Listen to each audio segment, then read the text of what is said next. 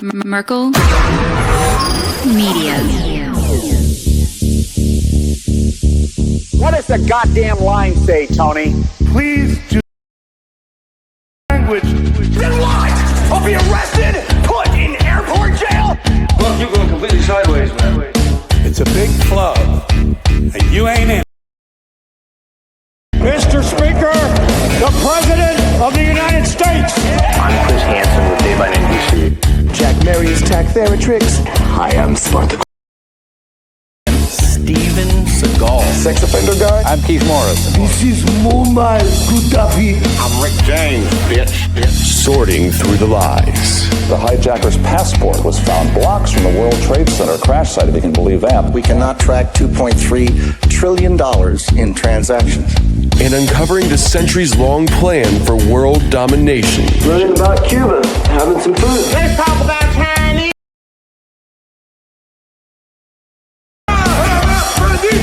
Swangles and Fort Lauderdale. I have sent 6 of my to blow up the Sears hardware department. Nothing could be more fun than jumping off a cliff with 2 German bisexuals. Oh, you English are so superior, aren't you? Thank you, comrade. And now, macroaggressions. That's what assholes call it.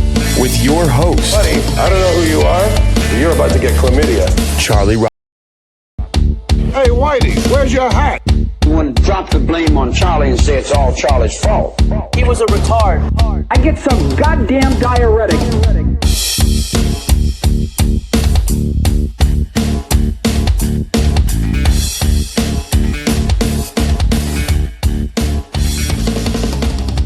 Welcome to Macroaggressions. I'm your host, Charlie Robinson. If you are watching us on Rockfin, Odyssey, Band.video, Vigilante.tv, or you're listening wherever podcasts are served, I appreciate it. Thanks a lot. You've got a lot of choices.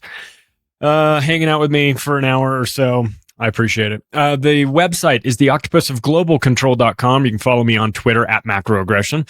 If you are interested in connecting with our sponsors, I'll tell you what, we've got some good ones here. Preparewithmacroaggressions.com will take you to the landing page that My Patriot Supply built for us. God knows we're in a situation where we've got issues with supply chains still. We've got issues with Russia not exporting potash, which is needed for fertilizer to grow food. We have issues with Ukraine and their wheat production and their limits to how far they can distribute that. We've got food insecurity all over the place. And I would suggest it is not accidental. They are food processing facilities. They are poisoning the water. They're trying to kill us, basically. I sound like Alex Jones. I fully recognize that. They're trying to kill us, everybody. But I think they really are. And listen, if you want to get yourself ahead of the curve and at least have some food, go to the website they set up for us, preparewithmacroaggressions.com, and maybe just get yourself a container, get yourself a couple months supply of food. I mean, what's the worst that could happen? You're stuck with extra food. You should be so lucky. Or maybe there's somebody in your life, a family member that lives out of state, and you want to buy some food and have it sent to them. That's cool. That'd be really nice of you to do that. They might think you're crazy, but not when not when they go to the grocery store and they can't get anything. But so do this. Take a look. See what you think. Preparewithmacroaggressions.com will get you there, and you can get yourself sorted out with food and other items that they have in like 10 minutes. So check it out. Also, thank you to our newest sponsor, EMP Shield. Hopefully you don't need this product, but if you do, it's better than military grade. The guys that developed this over there made it so that this product could withstand 40 EMP strikes. One is plenty, believe me, but in the event that you get multiples or listen, this will protect against EMPs, it'll protect against solar flares, it will protect against lightning. You can install it into your house, you can install it in your RV or your car or your boat or on your generator or wherever. Any place that you want to make sure doesn't get whacked by an EMP, you can install EMP Shield. It's fitted to a household circuit breaker.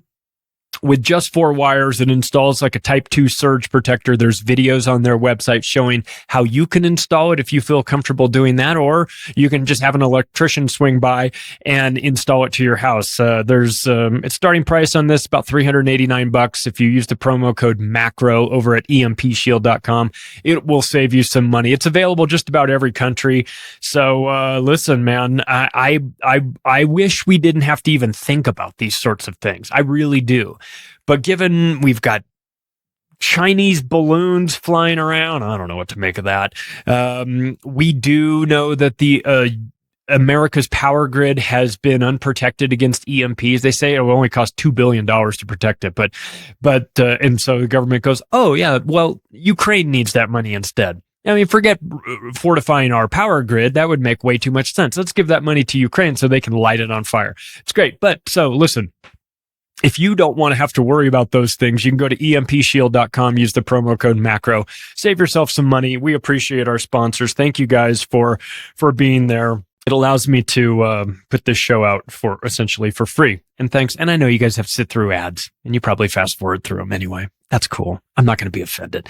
I'll tell you what, I've been wanting to do this episode for a while on Bill Gates, on the Gates Foundation in particular, and their sort of criminality. I feel like we've talked about some of this in the past. Well, I know we have. It's hard to separate Bill Gates from the Gates Foundation, if I'm being pretty honest here, you know. And so we're going to talk about them both because they are essentially the same, the same pot of money, same ideology, same person, obviously. Leads into a much, a much darker agenda. I think a lot of people see Bill Gates and they go, "Oh, he's that, the normies out there. Oh, he's that computer guy. He was the richest guy in the world for a long, long time. He wears sweaters and he tells you how to. He's really concerned about vaccines and everything. Now he's saving the world." Well, listen. Of course, the general public believes that. They don't know who he really is. And when you spend hundreds of millions of dollars, if not billions of dollars, quite literally bribing the main, then you get stories written about you that tend to paint you in a very positive light. I don't think that's unreasonable I don't think that's something that the normies would have a difficult time comprehending. It's just that they probably never even considered it, right? So the Gates Foundation says this: "We are a nonprofit fighting poverty, disease, and inequity around the world." Again, there are certain buzzwords that you will hear.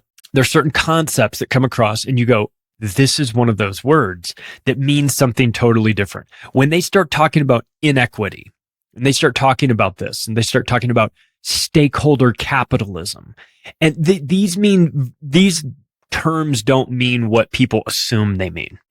Again, I find it very fascinating that people can't connect these really obvious dots, that the richest people, the multi-generational families like the Rothschilds and Rockefellers and Carnegies and Gates and Buffett and these groups, these families that have hundreds of billions of dollars are magically somehow all of a sudden concerned with equality?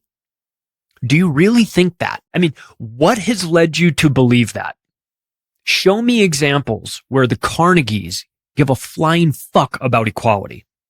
Please tell me. They had kids working in their steel mills, okay?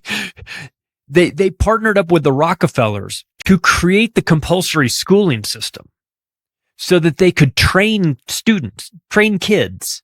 They could sit them in classrooms that were with desks in rows that mimicked the way the factories were set up, where the bell goes off at the end of the class or the end of the school day, just like in the factories. And they give these kids a very limited education. The George Carlin, smart enough to work the machines, dumb enough to not figure out how badly they're getting fucked. This is the sort of education that they want. And they even talk about this. We want a certain education for a certain group of people, and then a more liberal education for the elites. It's not even a secret. So it's just funny to me But people make this assumption that Bill Gates is out there trying to save the world. Why would you ever think that? So we're going to get into this. And the Bill and Melinda Gates Foundation is the largest private philanthropic foundation in the world. They're sitting on an endowment of $55 billion in assets.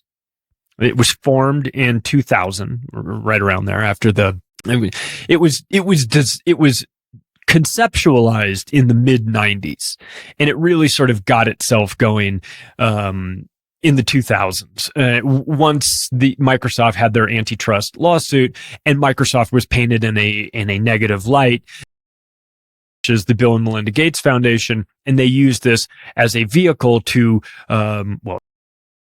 be honest, they moved their money into this tax shelter, and then they use it as the investment vehicle to spread goodwill around the world and save the planet, right? But they're not spreading goodwill, and they're not saving the planet. They're destroying the planet. But because they have this, which goes around telling everybody that they're saving the planet and bribing these organizations, these media outlets, that they want. But the truth of the situation is that they just copied what the Rockefellers did. When Standard Oil was taken, was and broken up into a dozen or so pieces, that they started the Rockefeller Foundation. Again, a tax shelter to use that money to remake society into a way that the Rockefellers saw fit, which had already kind of been in the works. It had already been operational, but they financed a ton of that. The pharmaceutical industry, the allopathic medicine industry, the Rockefellers were behind that. Medical schools, all financed by the Rockefellers. They created the concept of medical schools, financed them, gave them only money to the schools that would teach the sort of medicine that they wanted. Naturopathy was out. Anything, chiropractors were out. Any of that was labeled as kooks. So, and then they used the Rockefeller Foundation to deflect criticism, rightful criticism, from the Rockefeller family and buy up the media, and quite literally buy up the media, own the media, so that the message would go out that the Rockefeller Foundation is a force for good in the world, which they are not. They created the United Nations, and the United Nations is the largest terrorist organization on the planet, with a goal of depopulating as many people as they can in the third world, frankly, the first world now too, so that it will be easier for them to organize them into a one world nations, into a one world government. So that's the Rockefeller Foundation, broken up when they were Standard Oil and all these smaller companies. They later kind of clicked back up into larger groups, changed their names, and the Rockefellers still make billions and billions of dollars a year from their oil and pharmaceutical interests. And Bill Gates learned a thing from that. So he philosophy. He is a eugenicist. He wants to depopulate. He just wants the technocrats in charge. When you have a product that gets a virus, software in his case, then you have the opportunity to sell fixes to the product that removes the virus, and you can constantly upgrade your operating system, and then new viruses come. And so he sort of has a philosophy that has to do with creating problems and then offering vaccines to fight against the viruses. He's just take what he learned with Microsoft and use that on the vaccine agenda. And it's super dark. And we've talked about this quite a bit, but we're going to get into more detail about it in this episode, because I think it's important for people to know who is running the show over there, what they're pouring their money into with the Gates Foundation, what their plan is, why they're buying all this farmland, why he's giving TED Talks talking about population reduction in broad daylight in front of a camera without a gun put to his head. He's just talking about these things. So we're going to get into all of this. So right now, The Gates Foundation so far has funded $50 billion in grants and currently is sitting on about $55 billion just in their endowment. They've got an agreement to receive a total of $31 billion from Warren Buffett, part of the Giving Pledge, which is a tax shelter. Warren Buffett is not some nice old grandpa sitting in Omaha, Nebraska, eating Dairy Queen and drinking Coca-Colas and having Big Macs like he's portrayed. He's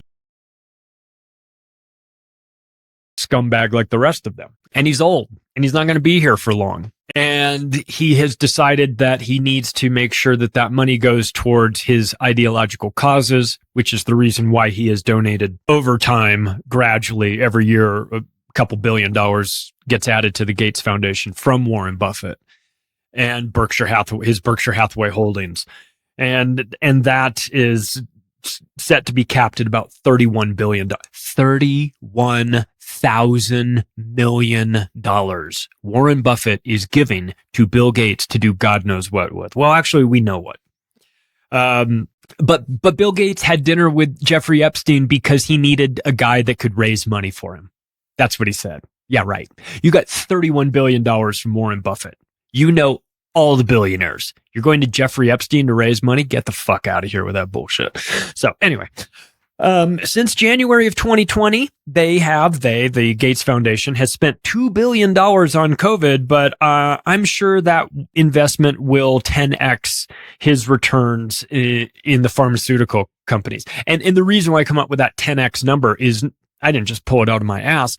It's because Bill Gates said it in an interview. He said that the money that we donate for vaccines is such a great investment that we expect a 10x return on it. So again, let's just get this out of your head that this guy is out here saving the world with his charity. He's looking to make while murdering as many people on this planet as he can. And I say that because he's already done it in India, and a variety. His organization was thrown out of India because of that. We'll get to that. We'll get to that in a little bit. Let's take a look at who's running the show right now. Bill is not running it any longer. The current CEO is a guy named Mark Sussman. He, him, and what gender he is. He's a PhD from Oxford in international relations. He went to Harvard, right on schedule, of course. Spent 16 years at the Gates Foundation, where he knows where the bodies are buried, maybe quite literally where the bodies are buried. Before that, he worked at, I don't know, what prepares you for a role at the Bill and Melinda Gates Foundation? Well, before that, he worked at the United Nations. So he's on that team. He was at office of the UN Secretary General. He's big on pushing the UN sustainable goals for 2030, which is a glossy marketing campaign for global communism, techno-fascism, however you want to phrase it. It's not good. And the head of the Gates Foundation is a big proponent of that because he used to work there. Right. So he's got the same ideology. I'm not getting hired to run the Bill and Melinda Gates Foundation because I'm not a depopulationist. So when you go and you recruit these guys, you go to places like the United Nations, so it shouldn't come as a surprise. But this is what Mark Sussman said. He said, we cannot defeat this pandemic unless everyone everywhere has a chance to get vaccinated. We can't beat a virus with a 99.98% survivability rate and a median death age of 80 without, he's saying. Children, not just limited to children. Anyone under 20 years old, chance of survival from COVID, 0.9997. You're not dying from it. Mark Sussman says that we can't defeat it unless everybody gets. That is, I wonder if that has to do with their vaccine investments. I mean, you don't put $2 billion a project like this unless you intend to make a profit with it, right? And Bill has said that he intends to make a profit with this. And Mark Sussman, the head of his, has said that this pandemic isn't going away until everybody's vaccinated. I'm sure that's just a giant coincidence. But in December 2020, Sussman committed an additional $250 million to accelerate. These vaccines aren't going to sell themselves, right? We got to spend a little money on the marketing campaign. He wanted, quote, equitable vaccine distribution to prioritize developing countries. But really? You mean like Henry Kissinger wanted to prioritize the third world? That our policy towards the third world should be that of depopulation, was what he said in the 74 memo. We're going to get to that too, because it matters and it's part of this. And if you haven't figured it out yet, that's what Bill Gates is doing. It's not very hard to trace him because he's so public. And the Bill and Melinda Gates Foundation has all of their, has all the filings that they have to make to stay regulated. And so we know where they're spending their money. It's not, well, let's take a look at this. So the first of all, the Gates Foundation co-chair, Bill Gates Sr. Bill Gates Sr. You know about Bill Gates' dad?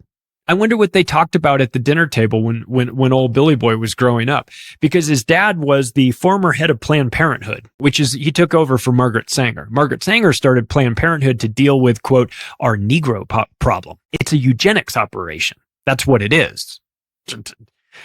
It's disguised as a women's reproductive health initiative that's there to help you.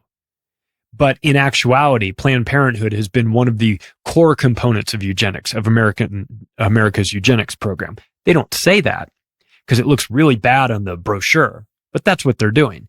And Bill Gates' father was in charge of it. Okay, so you have to understand that this is a family ideology. This is how they think. This is what they think. They think there are too many people on their planet. And that this whole place would run a lot better if we could get rid of all of the people that aren't contributing.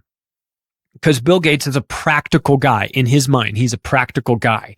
You know, he's run Microsoft. He understands deadlines and productivity, and you got to get this. He would notorious savage in the office. When they were creating programs like Office and things like that, they would have 3 teams simultaneously working on Office, and the team that made the best product stayed, and the 2 teams that made their product that wasn't good enough were fired.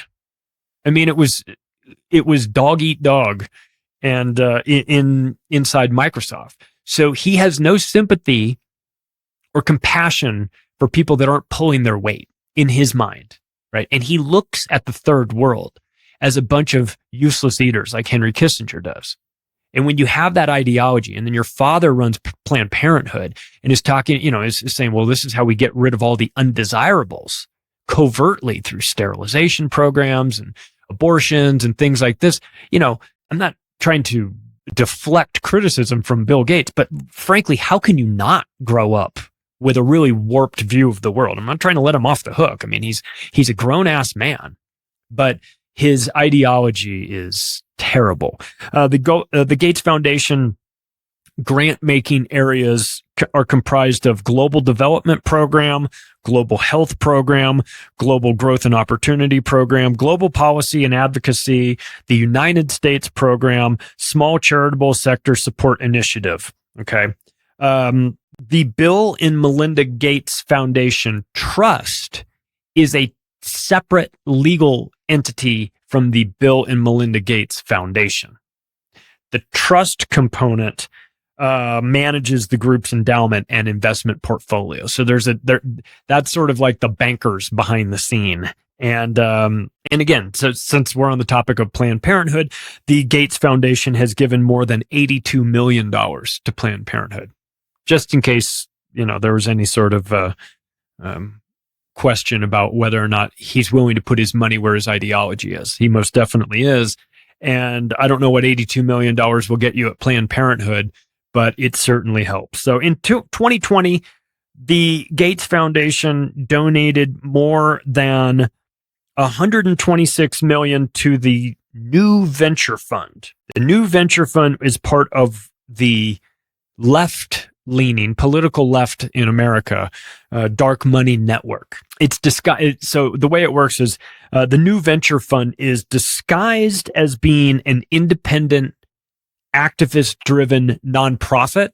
But when the investigators actually went and looked at it, what they found was that was just a front, and that actually it was part of the loony left's dark money network that was financing all of those insane political candidates. So they of course, because they lie about everything, right? So that when they start up new venture fund and they say, well, it's independent and it's just nonprofit for activists and things like that, it's a lie, because it's really going out the door in the form of money to the left that's unaccountable and unreported and disguised as something else. But the LA Times did a story in 2007 that showed that 41% of the Gates Foundation money was in investments that poison and pollute the environment, and called the Gates Foundation a cartel.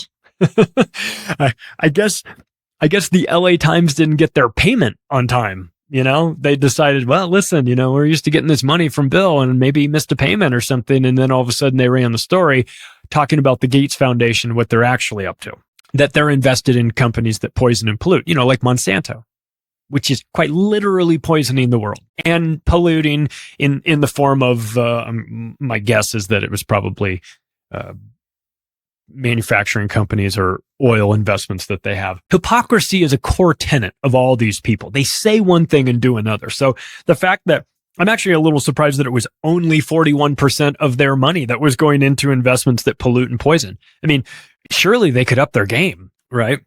And in case you were wondering, and I know you were, but I'll set your mind at ease. Inside the Gates Foundation, there is a division that is in charge of gender equality. So, you know it's full of grifters and morons, right? So, but let's move on to one of the more destructive components that the Gates Foundation has been behind, and that's Common Core. For those internationally that aren't familiar with this, Common Core is a school curriculum that the Bill and Melinda Gates Foundation put into place under the Obama administration, because they had to find somebody that was as big of a grifter as they were, and they found that in Obama. So in 2008, they squandered hundreds of millions of dollars on this garbage. The Obama administration and the Bill and Melinda Gates Foundation, right? So they bought off, first thing they had to do before they introduced this curriculum. And again, I take you back to what I started with when we're talking about Carnegie and Rockefeller. There's something about these billionaire industrialist families that once they've bought everything that's available for sale, they start looking for items that aren't for sale, like the education system. And they get into that education system and they want to remake it in a way that benefits them in the form of,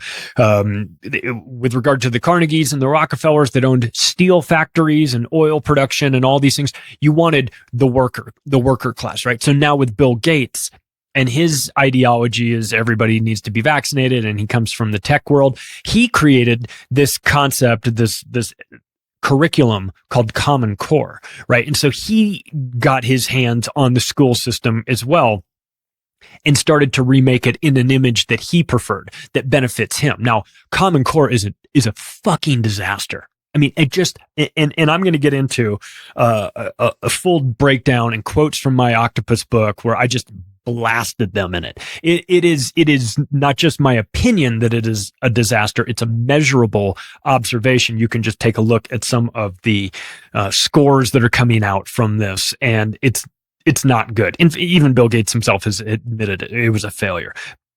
But again, a failure if you are assuming that Common Core is there to help kids, which it is not.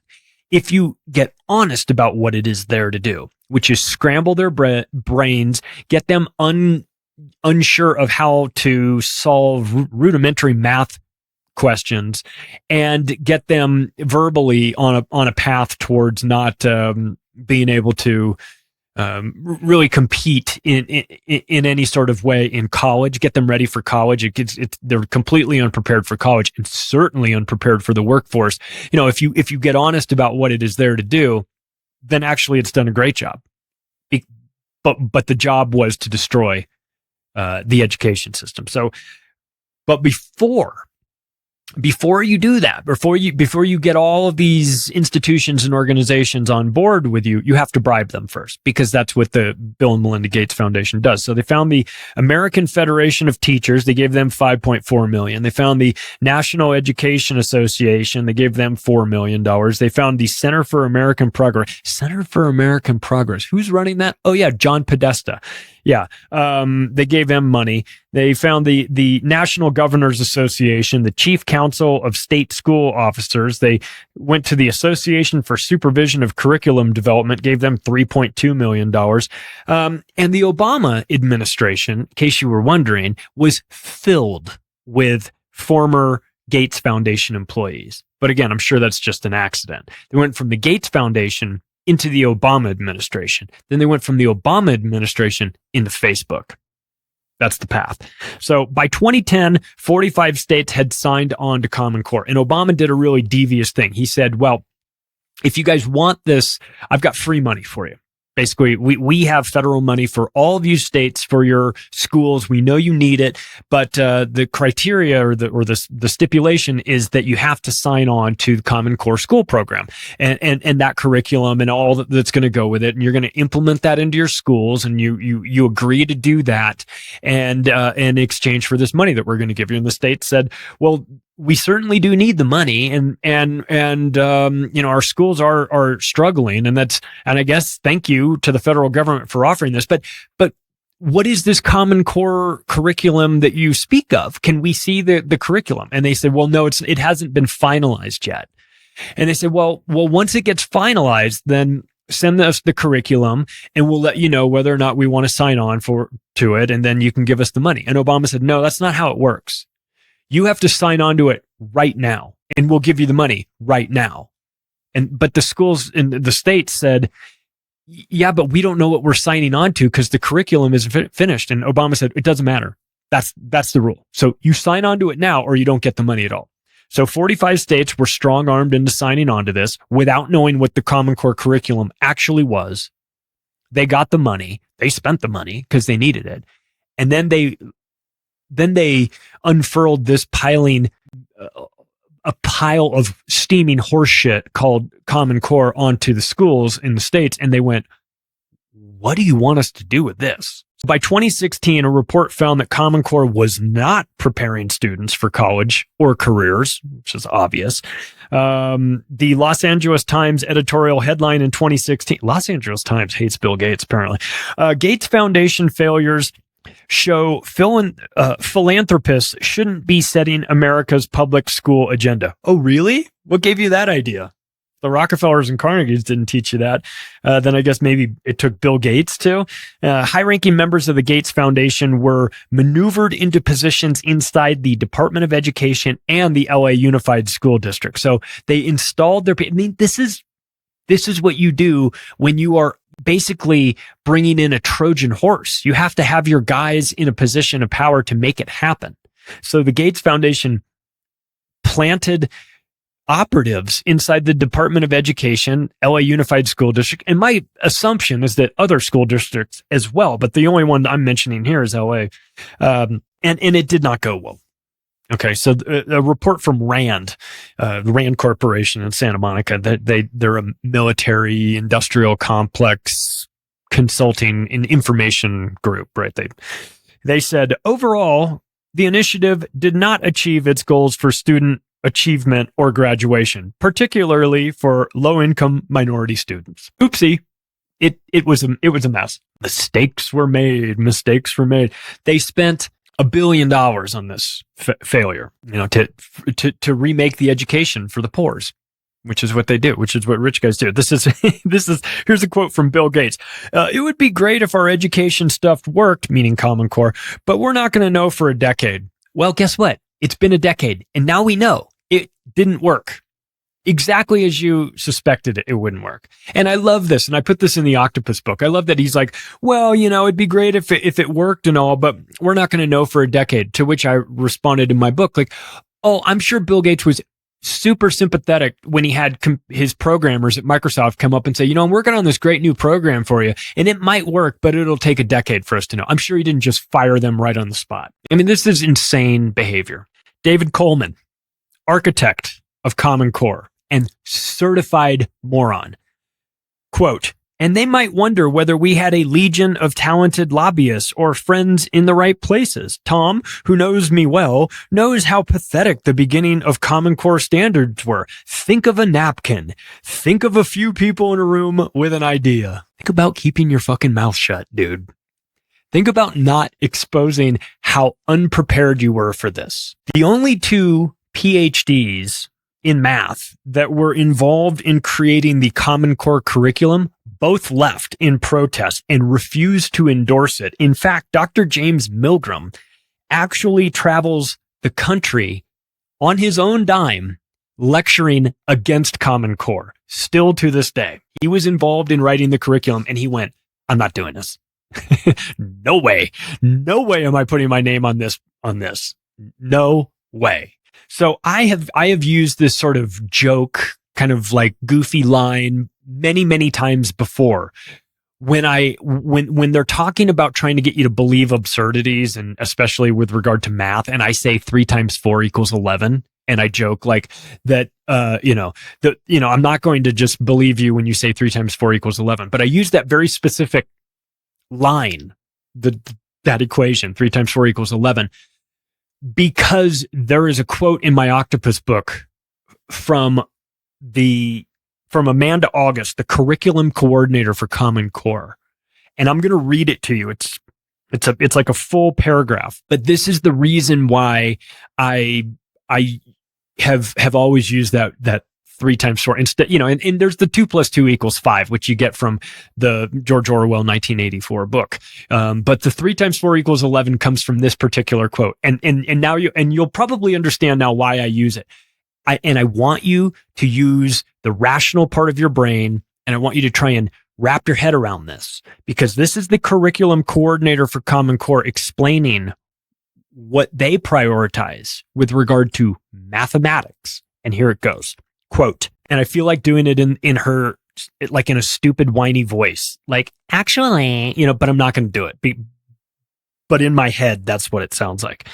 Quote, but even under the new Common Core, even if they said 3 times 4 was 11, and if they were able to explain their reasoning and explain how they came up with the answer, really in words and oral explanations, and they showed it in a picture, but they just got the final number wrong, we're more focusing on the how and the why.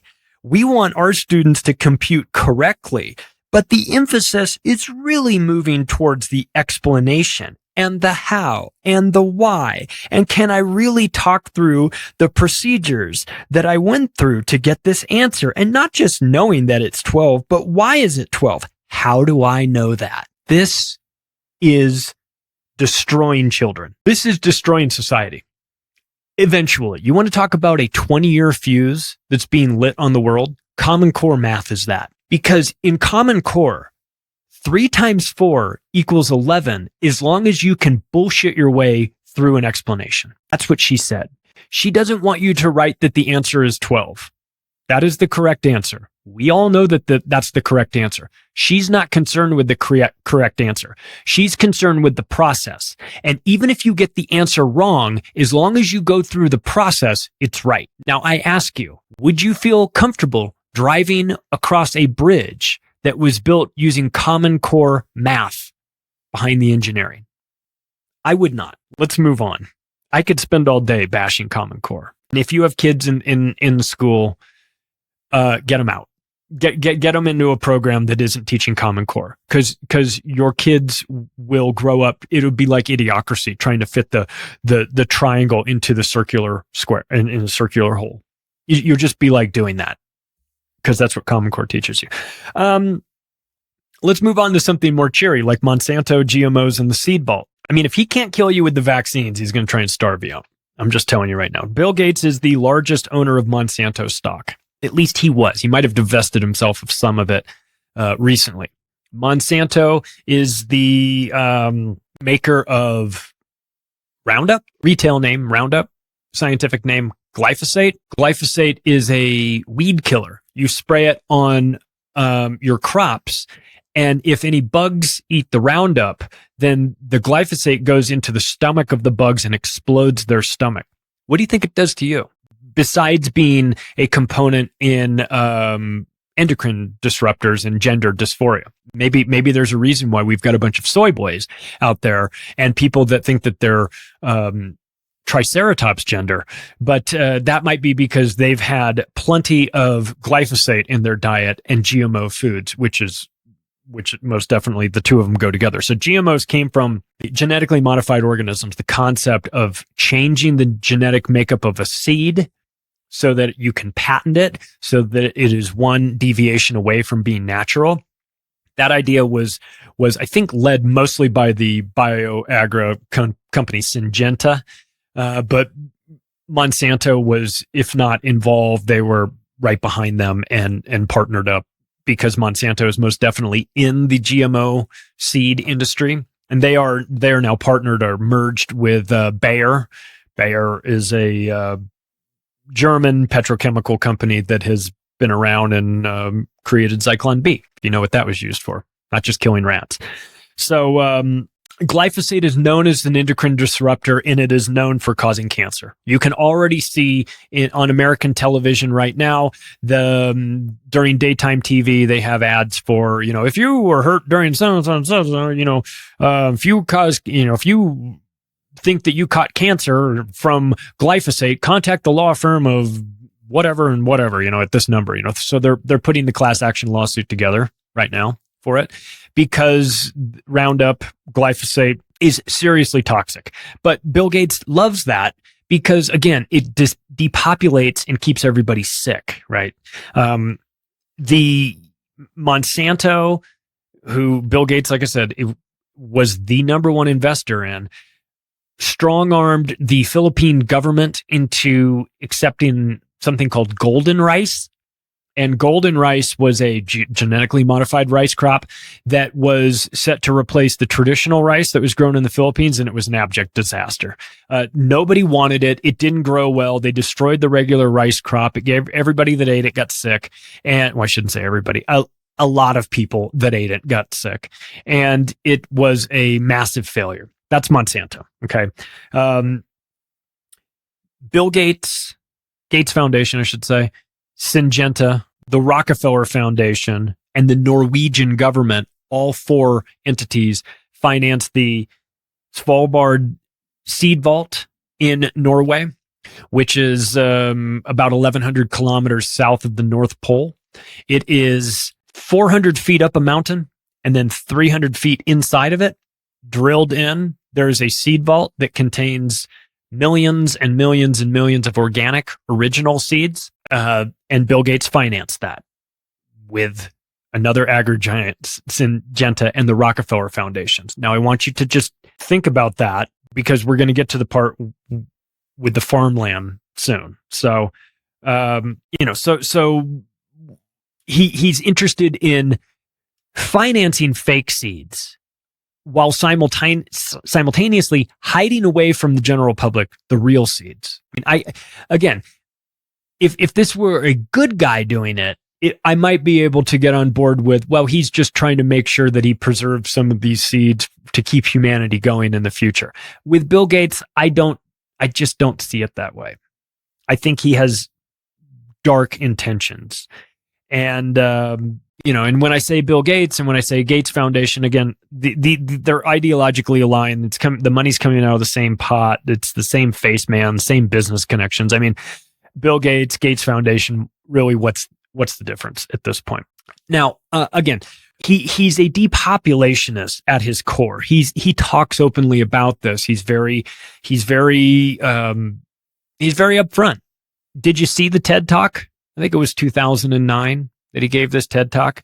Now, in the background, there's a video screen. And on that video screen, there's an equation that's written across it. It says CO2 equals P times S times E times C. So what that means is carbon dioxide, the climate change boogeyman that everyone's worried about, that plants need, plant food, things that plants need to grow, that we're all supposed to be terrified of. But if you use your functioning brain, you will realize that there's nothing to be afraid of. So carbon dioxide equals people times services per person times energy per service times CO2 per unit of energy. That's the formulation that he came up with.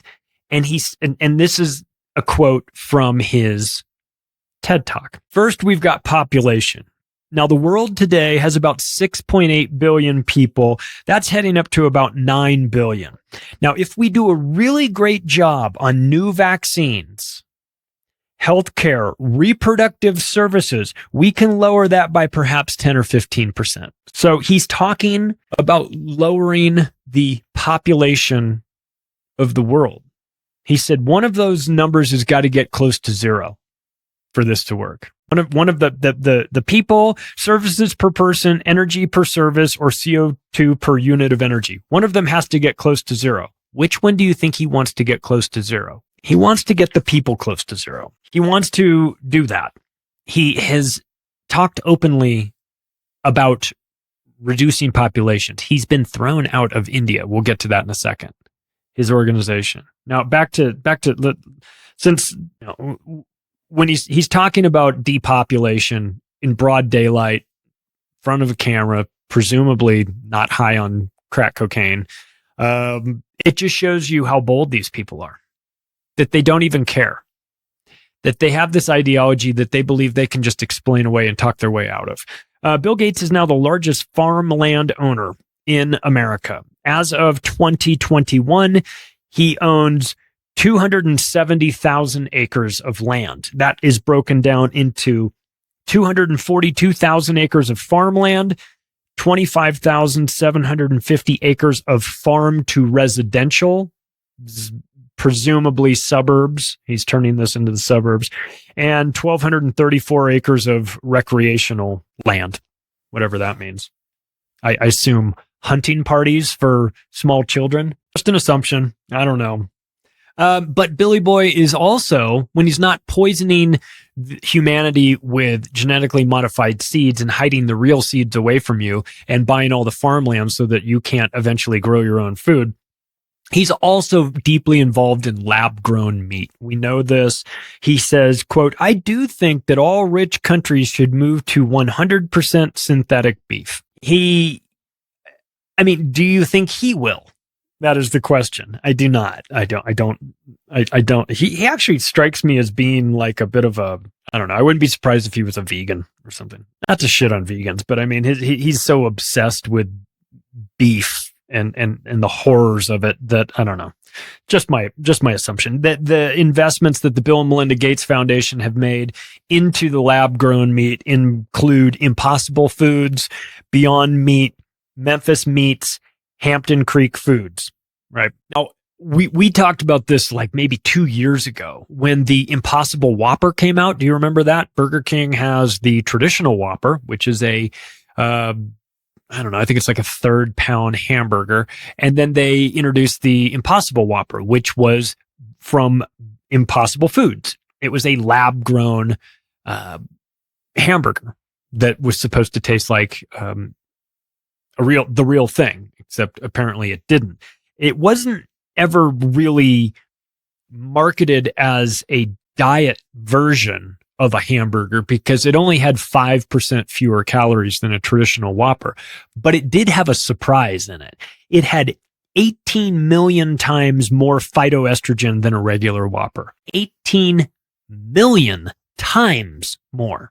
So, like, I know that phytoestrogen isn't traditional estrogen, but even if it's just a little bit worse than it, even if it's a lot, even if it's not as bad as traditional estrogen, even if it's not quite the same thing, when you have 18 million times more of it in your Beyond or your Impossible Whopper than in a traditional Whopper, my question is why?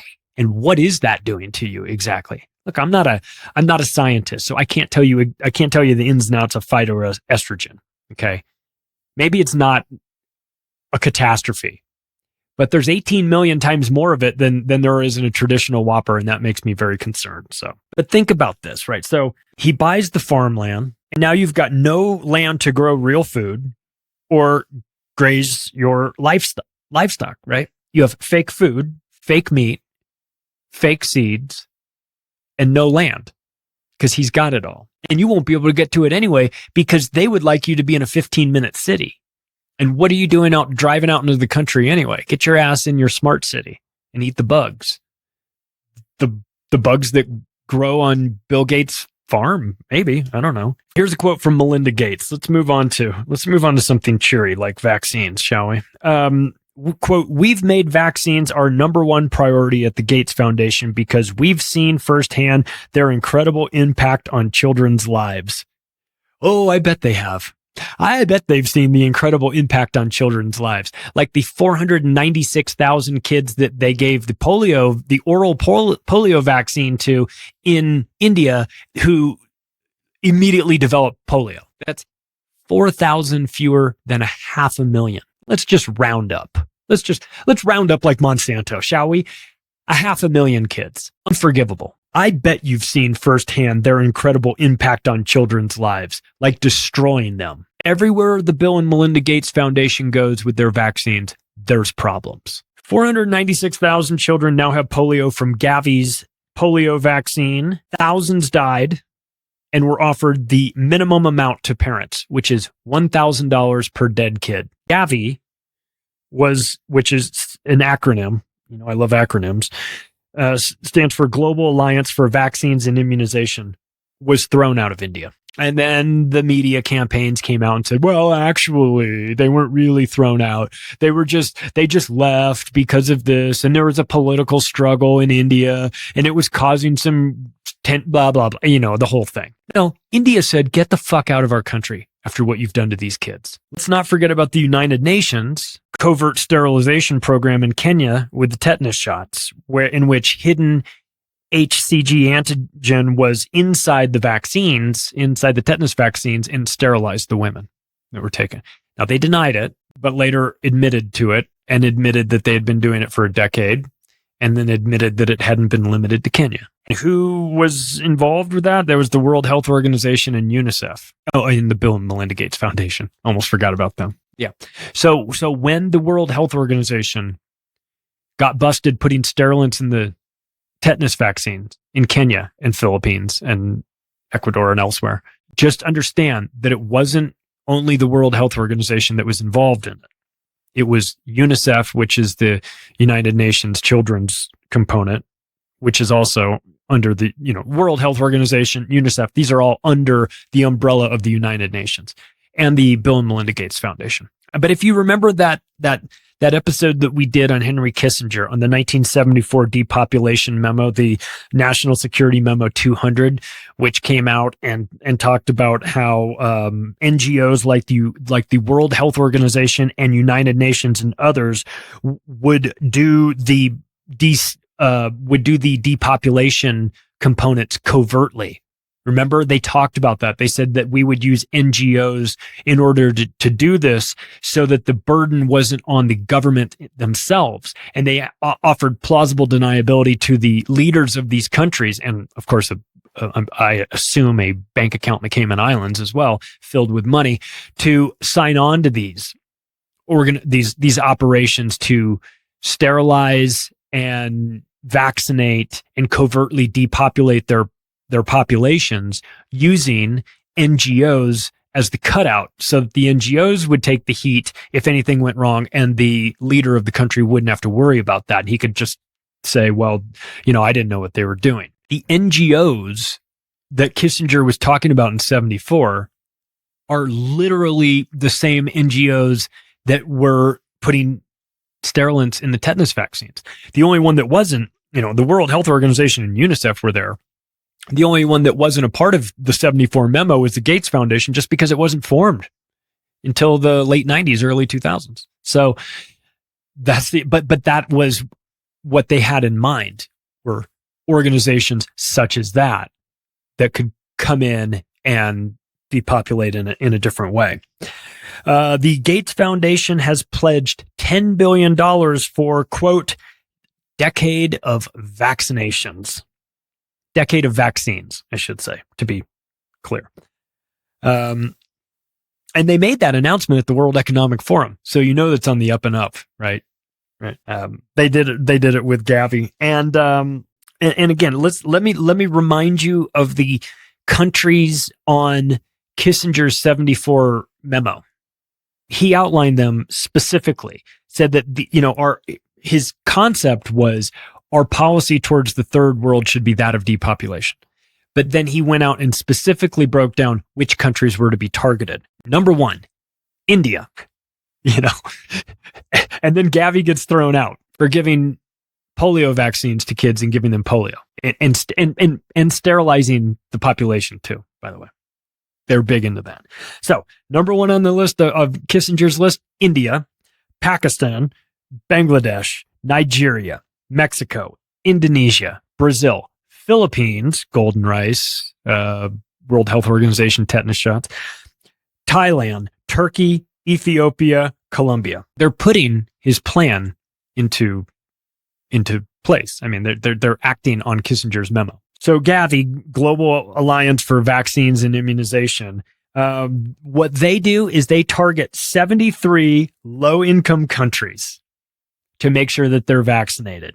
Guess which countries are on their list? India, Pakistan, Bangladesh, Nigeria, Mexico, Indonesia, Brazil, Philippines, Thailand, Turkey, Ethiopia, and Colombia. But again, giant coincidence, just want to help out. They just want to help out. Bill Gates is so concerned about the world while he owns 4 private jets and is lecturing you about climate change. He's so concerned about equity and equality that he wants to make sure that the poorest people on the planet get the vaccines as quickly as possible. And there's certainly nothing nefarious about that. He pinky promises and swears, wink, wink. And the Gates Foundation has contributed billions of dollars to Gavi. It's their vaccine vehicle, to be honest with you. So that's fun. Let's move on. Let's move on to, it's sort of related, I guess, and that's Event 201. Who was running Event 201? Well, it was Johns Hopkins, of course, and the World Health Organization, and the Bill and Melinda Gates Foundation.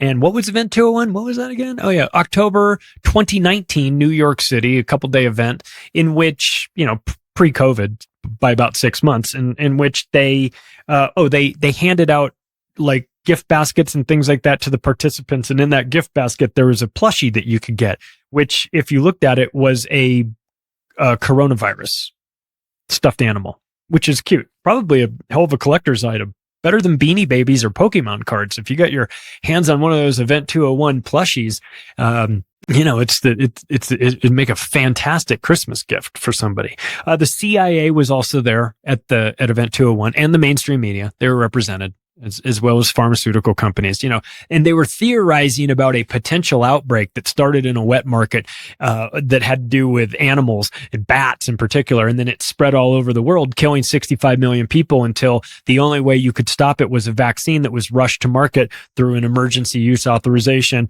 and then, sort of promoted to the world as the savior and cure. A hell of a coincidence. I think we can all agree on that. A lucky guess, if you were. So, we've got Event 201 that the Bill and Melinda Gates Foundation was deeply involved in. We've got Bill Gates on camera talking about things in 2021, saying, well, wait till the next pandemic comes around. That'll get their attention. So he's calling his shot on pandemics. We have Fauci calling his shot in 2017, saying the Trump administration is going to experience a pandemic during his term. Again, lucky guess. We've got Ralph Barrick at the UNC lab and the Bat Lady communicating under Fauci about weaponizing gain of function for these things, creating whatever the fuck they're working on that was unfurled onto the world. You have vaccine patents for coronavirus and for COVID-19 that existed and were filed before the event started. You have PPE equipment that was ordered in 2019. Massive billions of dollars of protective gear that was ordered in 2019. That's hard to explain. There's advanced knowledge. There was tons of advanced knowledge. This was made to happen. And the Bill and Melinda Gates Foundation were running it with Johns Hopkins and the World Health Organization. Okay. And we'll wrap up. When we wrap up, we'll wrap up with the World Health Organization because it's important to know. So, again, Why wasn't Bill Gates dragged down to the police station and interrogated and beaten with a rubber hose till he confessed to planning the COVID scam when he has Event 201 with clear advance knowledge 6 months before? Why are these people not being rounded up and questioned? I think we know the answer to that. Anyway, like I mentioned, we'll change topics here. Let's get into his climate change grift, because this is his newest grift and it's a big one. And yes, he has 4 private jets, but he needs them to spread the climate change message at supersonic speed, don't you know? I mean, it's very reasonable. So his new climate change grift became a venture capital firm. Okay. And he announced it at Davos, and I think all the members that are, you know, all the high-ranking members of his venture capital firm are also members of the World Economic Forum. I'm pretty sure every single one of them is. And the company that he started is called Breakthrough Energy Ventures. It is financing the creation of new technology to fight climate change, which doesn't exist and is a gigantic scam. So what is this money really being used for? That's the question. And he gave a similar Common Core-ish answer. And he said, well, you know, this is an investment in technology that it's really going to take 20 years to figure out how much of it is feasible and how much of it works. Kind of like when he said, we're going to need 10 years to see if Common Core actually works. It didn't work. And something tells me that this is a gigantic money laundering operation designed to fund the enslavement of humanity under the guise of saving humanity from an invisible enemy, another invisible enemy called carbon dioxide that's in the atmosphere that you can't see and you can't measure, but the scientists definitely tell you that it's a huge problem, even though we need it to survive. But trust the science is settled, the science is never wrong, and Bill Gates is financing the scientists. So believe that if you want. I choose to not believe it. And also, let's do this. Let's take a look at the members of Breakthrough Energy Ventures. And you tell me, is this a cast of characters that you would trust with anything? They include Jeff Bezos, Mark Benioff, hardcore World Economic Forum guy, Mike Bloomberg, Richard Branson. Again, how many of these people have been to Epstein's Island? I'm just asking.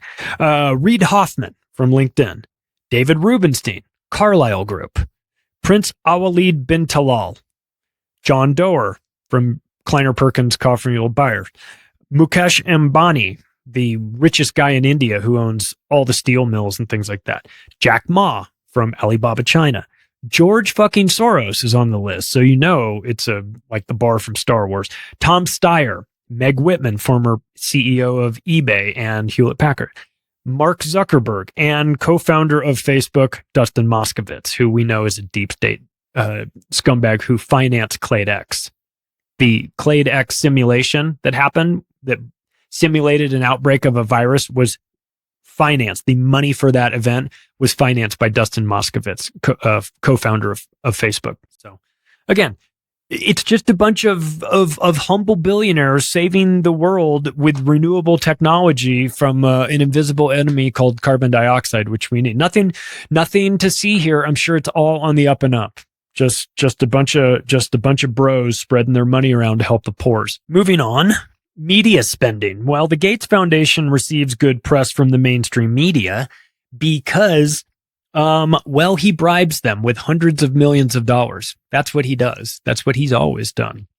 I'd like to remind people, especially here in America, the MS in MSNBC doesn't stand for multiple sclerosis. It stands for Microsoft. Okay, because that was the deal. Microsoft and NBC partnered up to start this channel called MSNBC.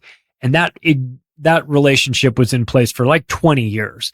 The licensing agreement just expired, I think, 2 years ago. So technically Microsoft isn't involved in it anymore.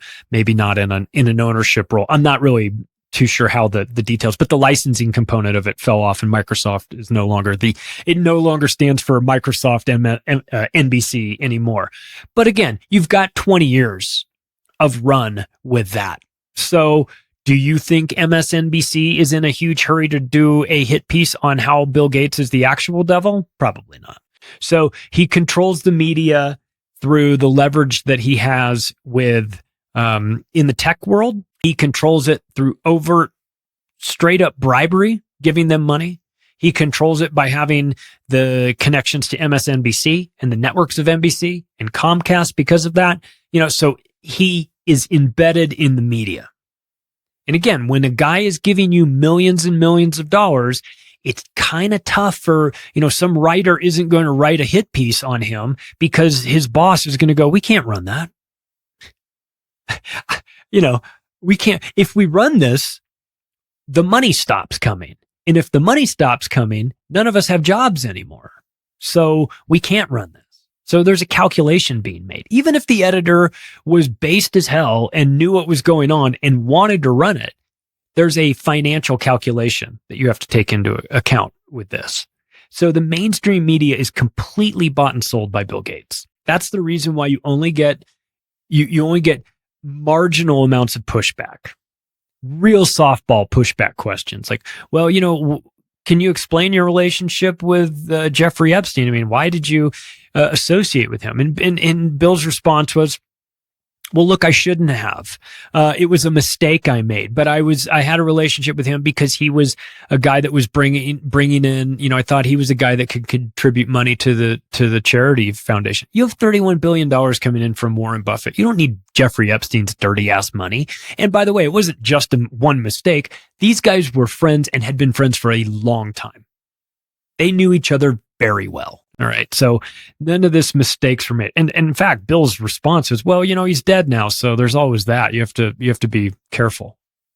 Shit. Okay. So that's how you get friend of Epstein downplayed by the media, is when you finance and control the media. Right. We're going to wrap it up with this. Let's talk about the Gates Foundation and the World Health Organization, because say what you will about Donald Trump, and God knows I've said plenty about the guy. He did terminate the U.S.'s involvement in funding the World Health Organization in 2020. That was a great thing, because the World Health Organization, as I've mentioned in this episode and multiple times in previous ones, is a component of the United Nations. And the World Health Organization is pretty important in creating this medical police state that they want to impose on the rest of humanity, so that when there are future outbreaks, the sovereignty of these nations is overridden by the World Health Organization's medical police state, which comes in and says, this is how you have to, this is what you need to do as far as lockdowns. This is what you need to do as far as travel restrictions. This is what you need to do as far as masking. These are the vaccines you have to take. These are the other methods of treating it that you are not allowed to use. Ivermectin, hydroxychloroquine, et cetera, things like that. The World Health Organization takes control at that point. And I think Trump saw what was going on, and, for what it's worth, he decided that we were not going to fund them anymore. And look, at the time, each party, whether it be the United States or the Gates Foundation, had been slated to donate about 9% of the World Health Organization's yearly budget that year, which works out to about $400 million each on a total of a $5.5 billion yearly budget for the WHO. So the Gates Foundation was responsible for 13% of the group's budget for 2016-2017 and gave $250 million to fight COVID when Trump pulled out of the deal. So when Trump took the United States out of funding the World Health Organization, the Bill and Melinda Gates Foundation stepped in to make up the difference. And again, let's wrap with this. So the World Health Organization was in charge of Kissinger's depopulation 1974 plan. So it makes one wonder what the goal of the organization really is. If they were in charge of the depopulation plan and sterilization program through covert means using vaccines, then what is the World Health Organization actually doing? Either way, Bill Gates wants to make sure that they have all the money that they will ever possibly need. Hey, if you liked this episode, you can take the additional step right now of sharing it with your friends and family. You can follow me on Twitter at Macroaggression, or you can connect with me through the website, theoctopusofglobalcontrol.com. Thanks, everybody. I'll talk to you again soon.